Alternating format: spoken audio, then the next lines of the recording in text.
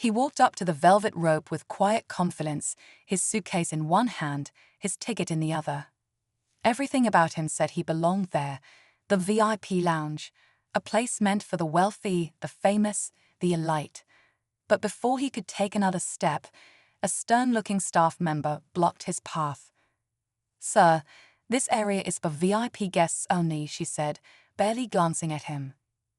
Around him, sharply dressed travelers sipped champagne and exchanged smug smiles, pretending not to notice the scene unfolding.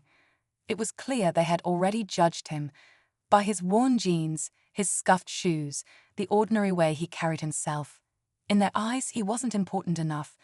He didn't fit their idea of what a very important person should look like.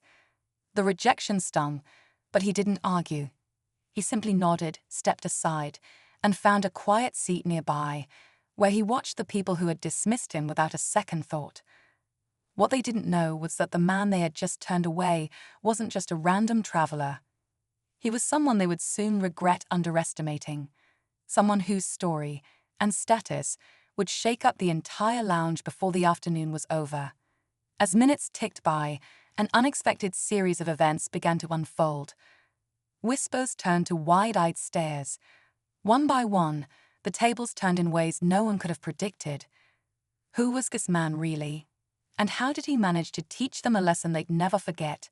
Stay with me, because what happened next left everyone speechless, and it all started with one simple but powerful move. A few rows away, he sat quietly, pulling out his phone and tapping away, almost as if none of it mattered. But inside, he remembered every smirk, every judgmental glance. He didn't need to argue his worth. He knew exactly who he was. Around him, the VIP lounge buzzed with shallow conversations about business deals, exotic vacations, and luxury cars. No one gave him a second look now. To them, he had already been labeled, just another outsider trying to sneak into their world. What they didn't know was that this man had built companies that funded half the brands they were bragging about, the flights they were boasting about taking. Some were booked through platforms he had quietly invested in.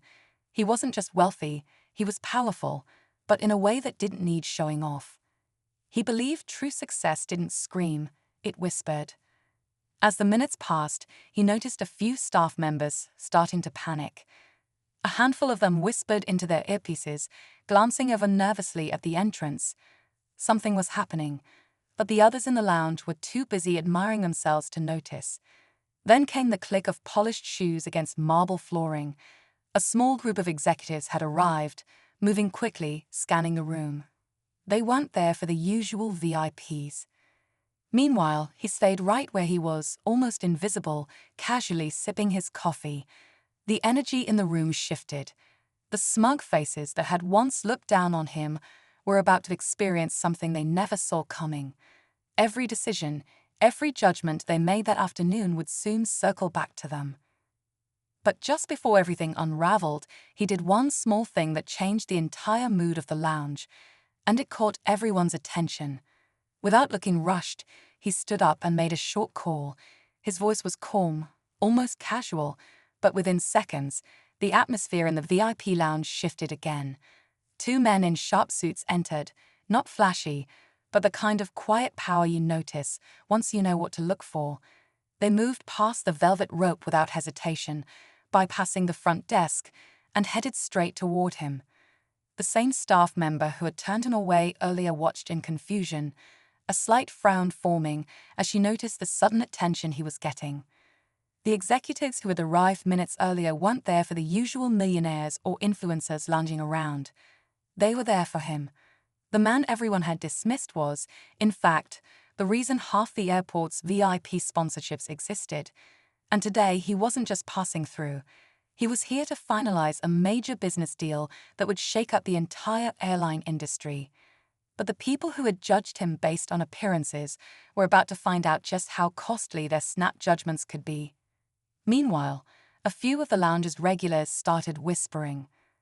Some pulled out their phones, pretending to check emails while sneakily taking photos of the quiet man now commanding the room's attention. Word began to spread. Some recognized him too late. Others scrambled to figure out who he was, scoodling frantically under the table. Behind the scenes, the staff argued quietly, trying to figure out how to fix their mistake without drawing more attention. The manager, a nervous man in a crisp navy suit, wiped sweat from his forehead as he watched everything spiral. They had treated him like he was nobody, but soon their mistake would become very public. And the worst part, he hadn't even made his next move yet. He tucked his phone back into his jacket pocket and casually made his way toward the center of the lounge, where the executives were now waiting with practiced smiles. The same velvet rope that had once blocked him seemed meaningless now. Staff members who had turned their backs earlier scrambled to clear a path, their faces flushed with embarrassment. Some guests stared openly, while others tried to act like they hadn't been part of the judging crowd just moments before. But it was too late. Everyone knew something big was about to happen. The lead executive, a tall woman with sharp eyes and a firm handshake, greeted him with genuine respect. "Mr. Carter, we're honored you could make it," she said, loud enough for a few curious ears nearby to catch. A wave of realization swept across the room. Mr. Carter, the investor, the founder, the man behind half the companies they flaunted in their everyday conversations, wasn't just another traveler. He was someone they should have welcomed with open arms. The lounge manager rushed forward, trying to recover. He offered apologies, an upgraded service, anything to smooth things over. But Carter simply smiled, not cruelly, not kindly either. It was the smile of someone who knew he didn't need to raise his voice to be heard. His silence said everything. The executives guided him toward a private meeting room inside the lounge, one usually reserved for the highest-profile clients. As he walked past, the same people who had looked down on him just an hour ago now sat frozen, some pretending to be on important calls, others sinking lower into their plush leather chairs. Everyone waited, holding their breath. What was he going to do next? Whatever it was, they could feel it coming, and no one in that lounge would be able to forget it. Just as Carter reached the doors of the private meeting room, he paused. The executives, sensing his hesitation, exchanged nervous glances. Without turning around, Carter made a simple gesture, a slight wave of his hand, and the two suited men who had entered earlier stepped forward. Instead of joining the meeting, they moved toward the lounge's front desk. Quietly, without any fuss, they handed over a thick file to the stunned receptionist. Inside were documents, important ones, papers that would determine the future of the lounge itself. Unbeknownst to everyone, Carter wasn't just here for a business deal. Part of his visit involved finalizing a major investment in the airport, including ownership over all VIP services. In other words, the very people who had just judged and rejected him were about to find themselves working for him. But Carter didn't make announcements. He preferred actions to words. Across the room, more whispers spread like wildfire. People could feel something was wrong, but no one knew the full story yet. The lounge manager's face turned pale as he scrolled through his tablet and finally saw the news alert. A quiet headline announcing a major acquisition deal, one that included their lounge being under new leadership. Carter's leadership. But Carter wasn't finished yet.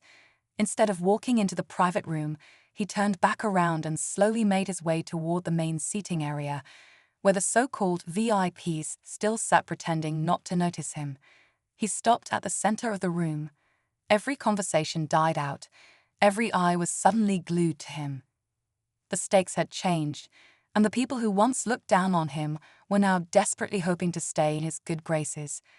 But Carter had one more move planned, and it was the one no one saw coming. Carter stood there for a moment, letting the heavy silence settle around him.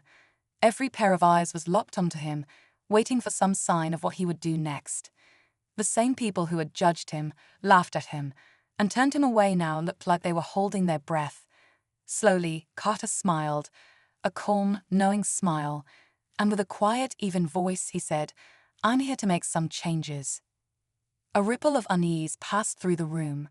Some guests shifted uncomfortably in their seats, while the staff stiffened, unsure whether to approach or disappear. Carter's two associates handed more envelopes to the staff, this time with official notices. It was all there in black and white. The ownership transfer, the new management policies, and a list of names. A list that included the very staff members who had turned him away without a second glance. Some would be given second chances, others not so much. The lounge manager rushed forward, stammering apologies. Carter raised a hand, stopping him mid-sentence. "It's not personal," Carter said simply. "It's about how people are treated when no one's watching." His words hung in the air, heavier than any angry speech could have been. Just when it seemed like everything had been settled, Carter did something no one expected. Instead of kicking people out or demanding public apologies, he turned and invited one of the youngest staff members, a girl who had shown him a small kindness earlier when no one else would, to walk with him into the private room. He offered her a new role, a promotion far beyond anything she could have imagined. The room watched in stunned silence as she followed him, her eyes wide with disbelief. It wasn't just about teaching a lesson. It was about rewarding the ones who chose kindness when no one was looking. And with that, Carter left behind a room full of people who would never forget the day they misjudged a man who didn't need to prove anything. Because true power doesn't have to announce itself, it simply moves. As the doors to the private meeting room closed behind Carter and the young staff member, the lounge remained frozen in stunned silence. No one dared to speak. The so-called VIPs, who once prided themselves on status and appearances, were left sitting with a harsh truth. They had judged a book by its cover and lost all respect in the process. Carter didn't need revenge. His quiet actions had already said more than any loud confrontation ever could. Inside the room, Carter handed the young woman a new contract. It wasn't just a better position, it was a life-changing opportunity. She had been the only one to treat him like a human being without expecting anything in return. That simple kindness had not gone unnoticed.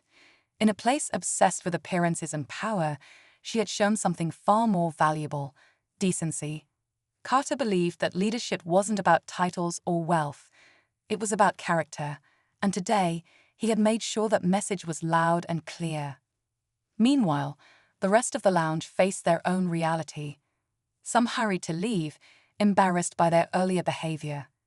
Others stayed behind, reflecting quietly, realizing that true value isn't worn on your wrist or stitched into your jacket.